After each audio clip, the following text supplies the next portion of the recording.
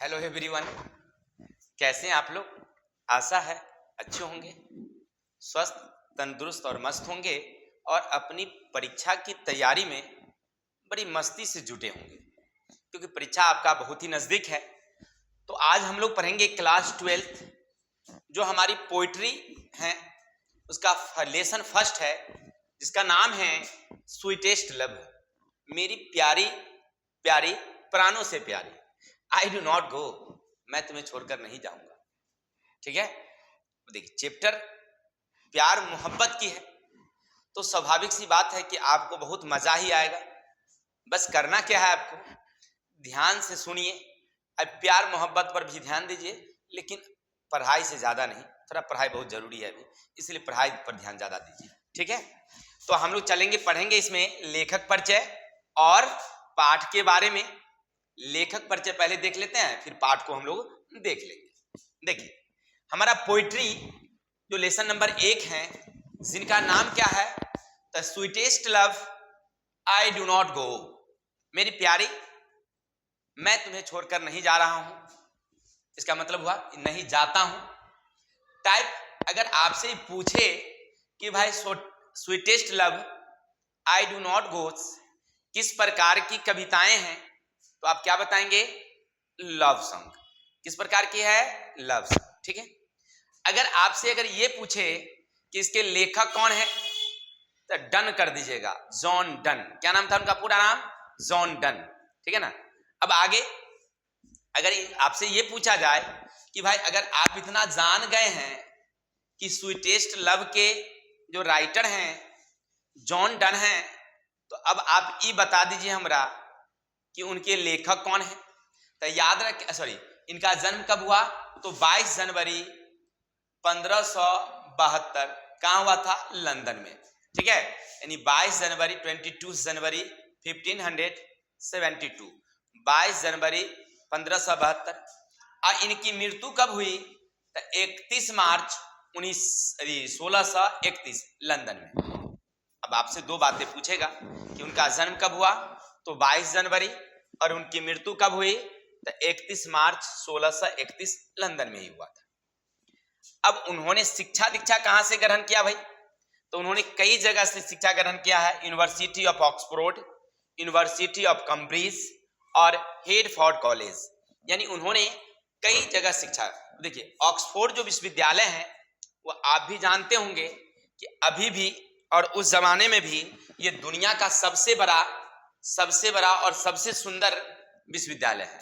हर कोई छात्र चाहता है कि हम ऑक्सफोर्ड विश्वविद्यालय से पढ़ें। हमारे जो ये कविवर हैं जॉन डन जी, वहीं से पढ़े हैं। ये तो बहुत बड़ी बात है, खुशी की बात है कि उनको वहाँ मौका मिला है पढ़ने का। पता नहीं हम लोग घूमने के लिए कब जाएंगे, ये पता नहीं।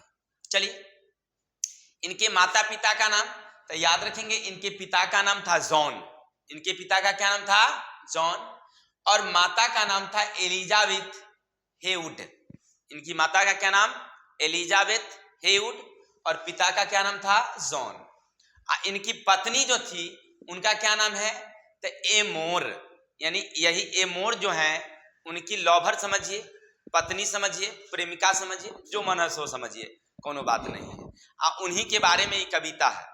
उन्हीं को कविवर जो हमारे जॉन डन है, वह अपनी जो प्यारी प्यारी दुलारी सी है ए मोर, उन्हीं को वो कह रहे हैं। और क्या क्या वो कह रहे हैं वो देखेंगे। चलिए आगे हैं फेमस वर्क, माने उन्होंने जो काम किया है, कौन कौन, तो उन्होंने लिखा है सॉन्ग्स एंड सोनेट्स, माने छोटी छोटी कविताएं और गीत भी लिखे हैं। सिरमॉन्स, सेटराइज एंड द इल्जीज, ये इनकी प्रमुख रचनाएं हैं। अब आगे हैं he is known as metaphysical poets, यानी ये पौराणिक कवि, मतलब कवि के रूप में जाने जाते हैं। ठीक है, तो अभी तक आपने क्या पढ़ा कि भाई स्वीटेस्ट लव के लेखक कौन, जॉन डन। यह किस प्रकार की है, तो लव सॉन्ग है। फिर उनका जन्म कब हुआ, तो 22 जनवरी 1572, मृत्यु 31 मार्च 1631। शिक्षा ऑक्सफोर्ड से, कैम्ब्रिज से। इनके पिता जॉन और माता एलिजाबेथ, साथ में वाइफ कौन है इनकी, तो एम ए मोर। इनकी प्रमुख रचनाएं सॉन्ग्स एंड सोनेट, सेरेमन्स, सेटराइज एंड इलिगीज। चलिए, बहुत अच्छी बात। अगर आप इतना जान गए हैं तो मेरे ख्याल से आपको लेखक परिचय से अब ज्यादा नहीं पूछेगा। अब हम लोग चलेंगे कविता का एक एक पंक्ति, एक एक लाइन का अर्थ हम लोग देखते चलेंगे। बस ध्यान से सुनना है आपको। क्या कहते हैं सुनिएगा। Sweetest love I do not go. Sweetest love माने मेरी प्यारी, आई डू नॉट मैं नहीं, गो जाता हूं, मैं नहीं जाता हूं। कहां नहीं जाता हूं? फॉर वियरनेस ऑफ देयर, तुम्हें छोड़कर, वियरनेस माने तुम्हें छोड़कर, ऑफ देयर यहां से, मैं तुम्हें छोड़कर नहीं जाता हूं। कहां से? यहां से। यानी एक लड़की को अगर किसी लड़के से प्रेम हो, अगर लड़का उसको छोड़ के चला जाए तो उस लड़की पर क्या बीतती है, उसके बाद उसका क्या होता है, इसी चीज को बताने का यहाँ प्रयास किया गया है। ठीक है। और उसी में एक लेखक कह रहे हैं अपनी प्रेमिका ए मोर से कि भाई हम तुम्हें छोड़ करके नहीं जा रहे हैं। वो जा रहा है, वास्तविकता में वो जा रहा है, लेकिन कह रहा है कि हम तुम्हें छोड़ करके नहीं जा रहे हैं। जैसे हम लोग में नहीं होता है कि हम लोग कहीं जा रहे होते हैं, जाना होता है तो कहते हैं हाँ आ रहे हैं, मतलब जा रहे हैं तो कहते हैं तुरंत आते हैं। मतलब क्या? वो जा रहा है फिर लौटेगा। लेकिन यहाँ पर ये वो जा रहा है लेकिन कहता है कि हम तुम्हें छोड़ करके नहीं जा रहे हैं। अब क्या कहता सुनिएगा। Nor in the hope the world can show A filter love for me. देखिए, नॉर मतलब नहीं सोचना, इन द होप आशा, मतलब ऐसा मत सोचना वर्ल्ड कैन शो कि मैं तुमसे प्यार नहीं करता हूं। ऐसा मत सोचना कि हम तुमसे प्यार नहीं करते हैं और माने उब गए हैं, तुमसे प्यार नहीं करते हैं, तुमसे उब गए हैं। ए फिल्टर लव फॉर मी, और मुझसे तुमसे मुझे कोई ज्यादा प्यार करने वाले मिल गई है, ये भी मत सोचना। क्या कहते हैं कि मेरी प्यारी प्यारी, मैं तुम्हें छोड़कर नहीं जाता। और ये मत सोचना कि तुमसे हमें प्यार नहीं है। ऐसा नहीं कि हम तुमसे उब गए हैं, परेशान हो गए हैं इसीलिए हम जा रहे हैं। और ऐसी बात भी नहीं है कि तुमसे कोनो प्यार करने वाले हमको ज्यादा मिल गई है, ये भी वो कह रहे हैं। Must day at last TISS waste, यानी कि मस्ट अवश्य, day at last TISS waste, यानी कि मैं एक समय में वापस जल्दी आऊंगा। To use myself in just, यानी कि कहते हैं टू यूज माई सेल्फ, यानी तुम मेरी जगह पर स्वयं, इन जेस्ट यानी कि तुम बहुत ही मुझे स्नेह प्रेम करती हो, मैं तुम्हारी जगह किसी को दे ही नहीं सकता। यानी तुम्हारे जैसे प्रेम करने वाला तो कोई है ही नहीं।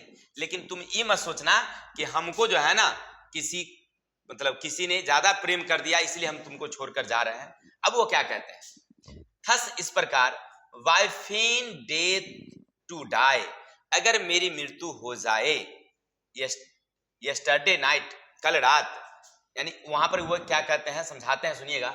Must die at last the best, यानी कि अगर मान लीजिए कि मेरी मृत्यु हो जाए, मैं अगर तुमको छोड़कर जा रहा हूं तो तुम्हें दुख होता है, तब मान लो अगर मेरी मृत्यु हो जाए, to use myself in jest, तब तुम क्या करोगी? अगर मान लो अगर इस मृत्यु के समय में किस तरह से तुम रहोगी, ये हम तुम्हें सिखाना चाहते हैं। यानी कहते हैं कि हम तुमको छोड़कर नहीं जा रहे हैं। फिर कहते हैं कि तुम ये सोचती होगी कि हम तुमसे उब गए हैं, हमको कोई तुमसे ज्यादा प्रेम करने वाली मिल गई है इसलिए हम जा रहे हैं। तो ये सब बातें नहीं है। हम तुम्हें ये बताना चाहते हैं कि अगर हम तुम्हें छोड़कर जाएं तो तुम्हें कैसा बीतेगा, अगर हम मर जाएं तो तुम पर क्या बीतेगा। इन सारी बातों को हमें तुम्हें सिखाना चाहते हैं कि अगर हम नहीं रहेंगे तो तुम कैसे अपना जीवन यापन करोगे, कैसे सोचोगी समझोगी। यही बात को हमें तुम्हें सिखाना चाहते हैं। आगे क्या कहते हैं सुनिएगा। यस्टरडे नाइट, यानी कल रात की बात मैं बताऊं, द सन वेंट हेंस, सूरज अस्त हो चुका था, कल रात सूरज अस्त हो चुका था। And yet in here today, लेकिन आज फिर अपनी जगह पर है। कल तो वह सूरज अस्त हो चुका था लेकिन फिर आज अपनी जगह पर आ चुका है, अस्त होने के बाद वापस आया है ना। He hath no desire nor sense, लेकिन उसे आने का कोई इच्छा नहीं, कोई उत्सुकता नहीं थी, ना तो कोई उसका इंतजार कर रहा था, ना तो कोई उसे बुलाया था। वो डूबा है फिर आया है ना।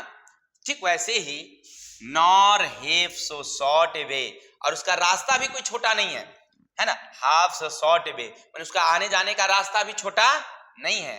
Then fear not for me, इसीलिए तुम्हें भयभीत नहीं होना चाहिए, तुम्हें डरना नहीं चाहिए। वो क्या कहते हैं लेखक साहब, फिर सुनिएगा।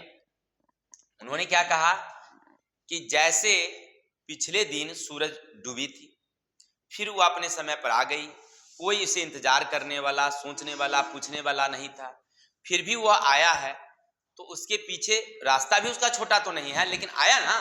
फिर कहते हैं देखिए, no half so short way then fear is not me, but लेकिन बिलीव, विश्वास करो, दैट की आई शैल मेक, मैं ऐसा ही करूंगा, मीन कि मैं भी लौट कर आऊंगा, सुप्राइडर जॉन्डी सिंस आई टिक, यानी कुछ समय लगेगा लेकिन मैं उससे जल्दी आऊंगा। सूरज के जैसे गया है फिर आया है, उसने जो समय लिया उससे भी हम ज्यादा जल्दी ब्याजी में हम आ जाएंगे।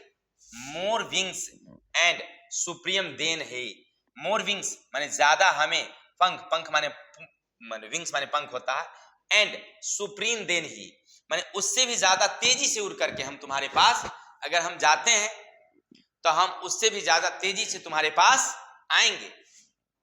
ओ how feeble is man's power, एक आदमी की कितनी शक्ति होती है। That if God fortune fail, यानी कि जीवन मतलब ईश्वर जो है इसे क्या कर देते हैं, असफल कर देते हैं। और कैन नॉट एड एनोदर ह्यूर, यानी कहने का अर्थ है कि जब हमारे जीवन में कोई खुशियां होती है, कोई चीज का आनंद होता है, तो हम उसे ज्यादा बढ़ा चढ़ा करके नहीं ले सकते हैं। जितनी हमें मिलती है उतनी खुशी मिलेगी, फिर हम वो भूल जाते हैं खुशियों को।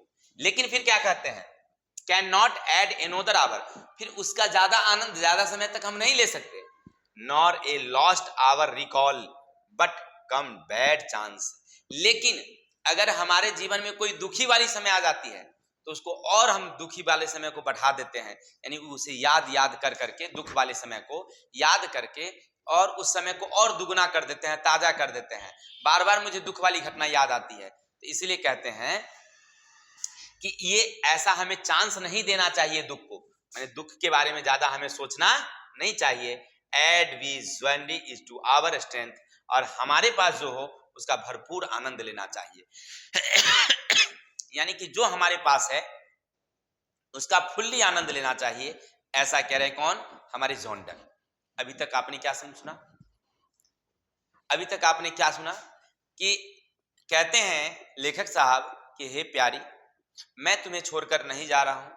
तुम अगर ये सोच रही हो कि हमें तुमसे ज्यादा कोई चाहने वाला मिल गया है, तुम ये सोच रही हो कि मैं तुमसे ऊब गया हूं, तो ये बात गलत है।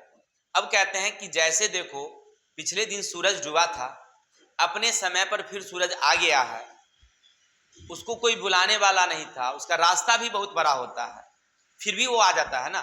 तो हम भी क्या करेंगे, हमारे पास पंख नहीं है तो क्या हुआ, लेकिन फिर भी हम जल्दी आ जाएंगे।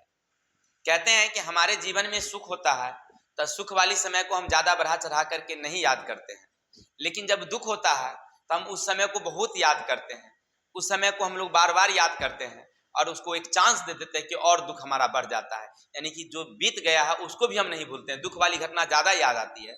तो हमें ऐसा नहीं करना चाहिए, जो हमारे पास है उसका आनंद लेना चाहिए। अब क्या कहते हैं सुनिएगा आगे।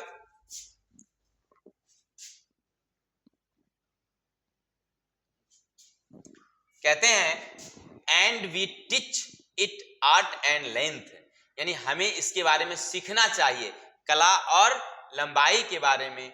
इट्स सेल्फ आवर्स एडवांस, यानी कि हमारी जो एडवांस का मतलब होता है आगे, अग्रिम, यानी आगे हमें क्या करना है, इन सारी बातों को हमें सीखना चाहिए। आगे हमें क्या करना चाहिए उसके बारे में। Win through sides not wide, not sides my soul away, यानी कि तुम्हें माने इस दृश्य को, इन बातों को ज्यादा नहीं सोचना चाहिए, तुम्हें ज्यादा इनके बारे में नहीं सोचना चाहिए। किसके बारे में, कि मैंने गया तुम्हें दुख नहीं होना चाहिए, ना तुम्हें रोना चाहिए, ना तुम्हें कंपन करना चाहिए। देखिए आगे क्या कहते हैं, when to weep, जब तुम रोगी, unkindly kindly my life blood doth decay, तो मेरा ब्लड ना जलेगा।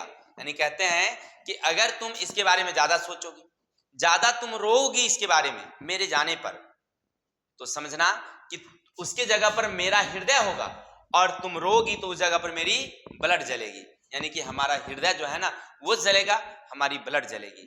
तुम रोगी, तुम सोचोगी, अगर तुम ऐसा करती हो तो समझो कि हमारी हृदय, हमारी ब्लड जलेगी।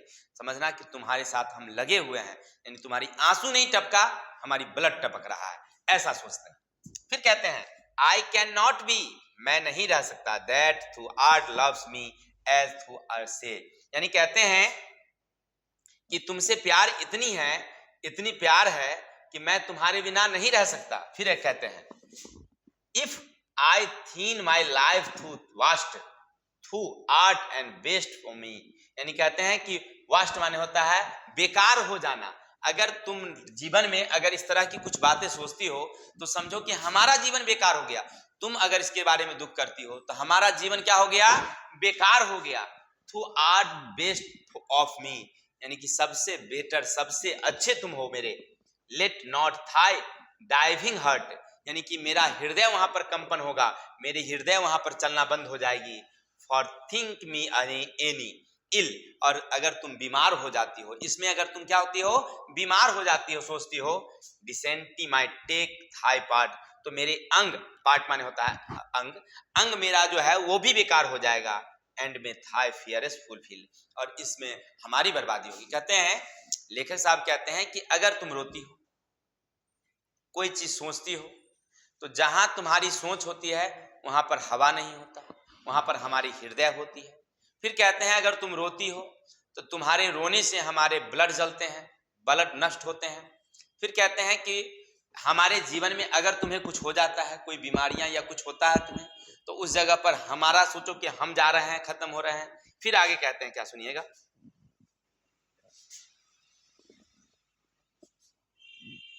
बट लेकिन थिंक दैट वी, मुझे, हम लोग ऐसा सोचते हैं, are but turn turn aside asleep, यानी कि हम लोग ऐसा मतलब बारे में नहीं सोचना चाहिए।